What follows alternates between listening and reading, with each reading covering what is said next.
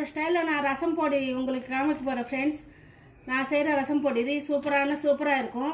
இதுக்கு தேவையான பொருட்கள் ஒரு கைப்பிடி பருப்பு, ஒரு கைப்பிடி மிளகு, ஒரு கைப்பிடி தனியா, 2 கைப்பிடி தனியா ஃப்ரெண்ட்ஸ். ஒரு கைப்பிடி இல்லை, 2 கைப்பிடி தனியா, கொஞ்சோண்டு அரை கைப்பிடி கடல் பருப்பு, ஒரு கைப்பிடி ஜீரகம். அவ்வளோதான் ஃப்ரெண்ட்ஸ். இதுக்கு ஒரு 4 காஞ்சி மிளகா, பூண்டு உங்களுக்கு வேணும்னா போட்டுக்கலாம், இல்லைன்னா வேணாம் விட்டுடலாம். பூண்டு ஒரு 3 பூண்டு பல்லு சேர்த்துருக்கோம்.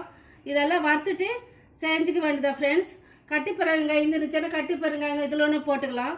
நல்லா இருக்கும், வாசனையாக இருக்கும், சும்மா டேஸ்ட்டாக இருக்கும் ஃப்ரெண்ட்ஸ். நான் செய்கிற விதம் இது வாங்க காமிக்கிறேன். தனியா, மிளகு, பருப்பு எல்லாம் போட்டு வறுத்துக்கலாம் ஃப்ரெண்ட்ஸ். ஜீரகம் மட்டும் கடைசியில் போட்டுக்கணும். கடல் பருப்பு கூட போட்டாச்சு. எல்லாம் போட்டு ஒன்றா வறுத்துக்க வேண்டியதா. நம்ம ஜீரகம் மாத்திரம் கடைசியில் போட்டுக்கணும் ஃப்ரெண்ட்ஸ்.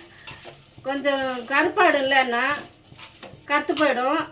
அதுதான் நம்ம முதல்ல இதெல்லாம் போட்டுக்கிட்டு ஜீரகம் கடைசியில் போட்டுக்கலாம். ஜீரகம், பூண்டு, 4 காஞ்ச மிளகா அதெல்லாம் போட்டாச்சு ஃப்ரெண்ட்ஸ்.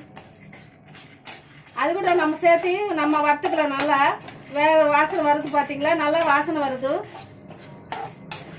அவ்வளோதான் ஃப்ரெண்ட்ஸ். வறுத்துட்டா நல்லா ரொம்ப நாளைக்கு நீடிக்கும், டேஸ்ட்டாக கூட இருக்கும் ஃப்ரெண்ட்ஸ். பொடி ரெடி ஆயிடுச்சு ஃப்ரெண்ட்ஸ். பாருங்கள், சூப்பராக இருக்குது. வாசனை ஆச்சி ரசம் பொடி மாதிரியாக இருக்கும். நல்லா இருக்கும், செம்ம நல்லா இருக்கும். என்னோடய ரசம் பொடி style friends. Moms tips friends. என்னோட சேனல் ப்ளீஸ் சப்ஸ்கிரைப் மீ.